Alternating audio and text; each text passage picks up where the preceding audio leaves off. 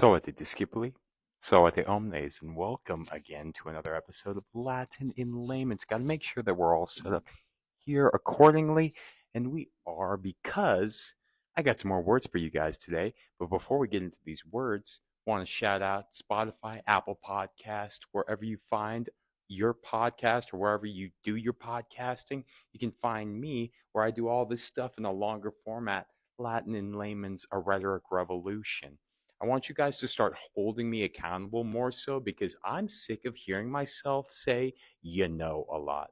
Because I was watching a video yesterday, because I rarely actually watch my videos. I kind of go back and I go on TikTok to comment, post videos. I don't really do the scrolling anymore because I don't have time or anything like that. But I was watching a couple videos yesterday, and I'm really trying to cut out all those idiosyncrasies that are just well, dude, I'm a grammarian and I'm not sounding like a grammarian sometimes with these ramble bambles. So, you know what?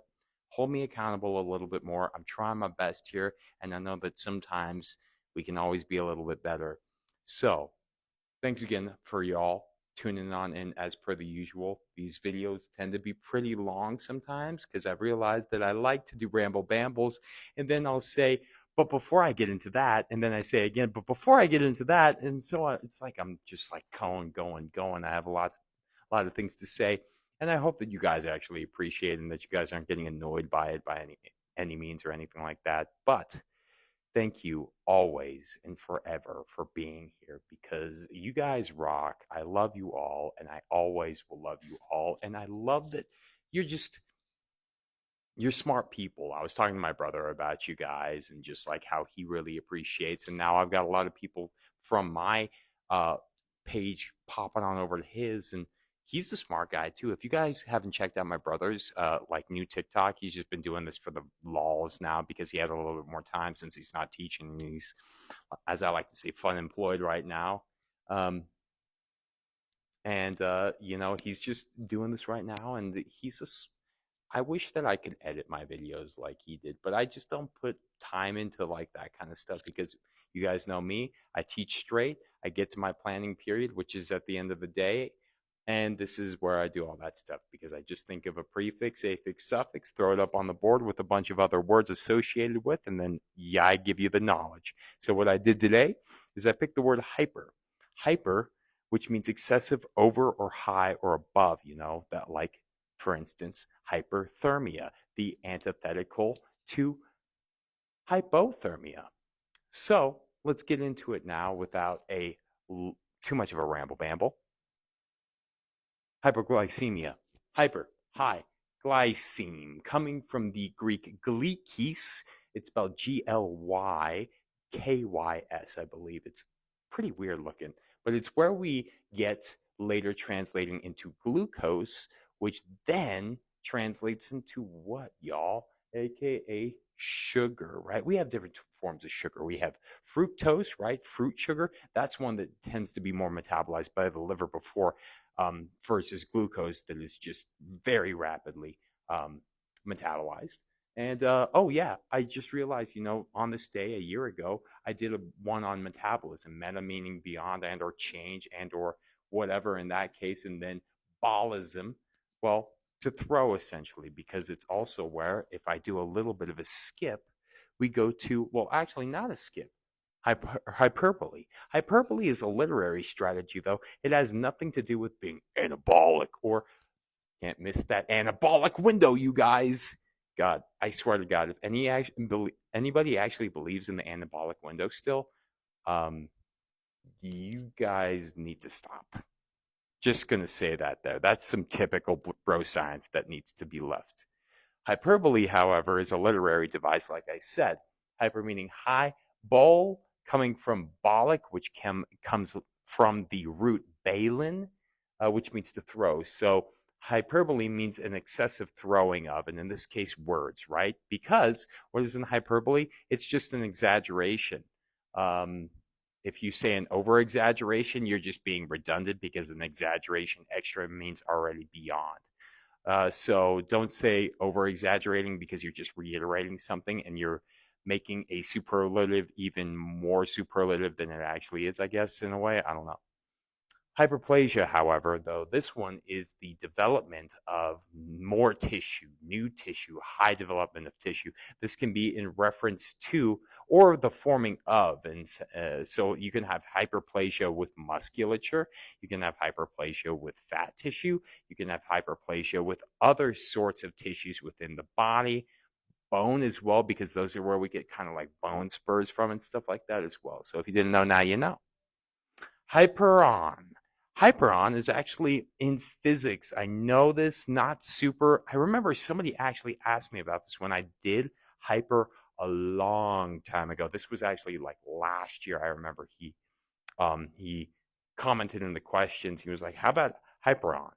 A hyperon, from my understanding, well, on refers to particle, and hyper means beyond or excessive. In my limited knowledge of physics, it's just this subatomic particle that kind of like, I believe it's found in, well, high energy, um, just like physics experiments.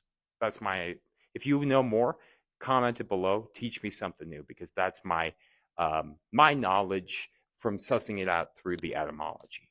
That being said, hyperalgesia. Hyper meaning high, algesia coming from algos, meaning pain, right? This is where we get nostalgia. This is where we get analgesic as well, right? Because nostalgia, remember, means the pain of returning home. Hyperalgesia means high or excessive pain. This refers to an excessive sensitivity to pain, essentially.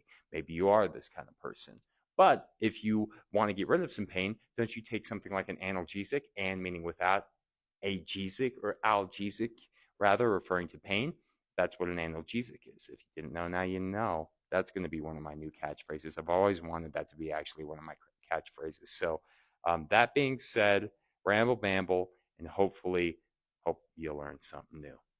Hyper, excessive thermia, heat. If you have hyperthermia, you have excessive heat in your body, okay? And that can also be detrimental. So yeah, you can actually kill tissue with too high temperature in your body. That's why it's always dangerous when you get a fever and it exceeds a certain amount, because you can actually fry brain cells if your temperature gets too hot. So if you didn't know, now you know. Hyperextend. Hyper meaning high, ex meaning out of, tendo, tendere in the Latin means to stretch. This is where we get tension from. To stretch out excessively. This is when you might take a range of motion and you might accidentally extend it through a higher range of motion. Actually, if you want to think about it, you know those girls at the gym that excessively arch their backs, and they're doing this, and they give themselves an anterior pelvic tilt, aka anteriorly shifting their pelvic into a region, something that is really not good. It is shortening their, actually, I won't get into it, other than the fact that you see this thing called the low back. I'm sorry, I'm trying to be all weird about this. The low back here, the low back, the lumbar, the erector spinae is already in a degree of extension already. So when you start doing this, you're actually putting your low back into hyperextension. That sometimes is really bad after a while. You can really compress discs. Not good stuff for you. Stop doing it. No, everybody knows that you're sticking your butt out for absolutely zero reason. Just like when the guys are doing all their stupid stuff as well in the gym. So just do you. Don't be extra about it. Don't be hyper about it. And just work out. Do the workout because it amplifies your world. Don't be obsessed with working out, okay? It shouldn't rule your life. It should be there to amplify your life. So, and let's talk about physiology for a second real quickly. Let's do it real quickly. So this would be a bicep curl, the act of flexion. Flexion means to bend. Extension means to extend or to stretch out. So if you want to engage your triceps, you are doing extension. If you want to do a bicep curl, you are doing flexion. So that is something like, okay, your low back does something, or while your spine does this: flexion, extension.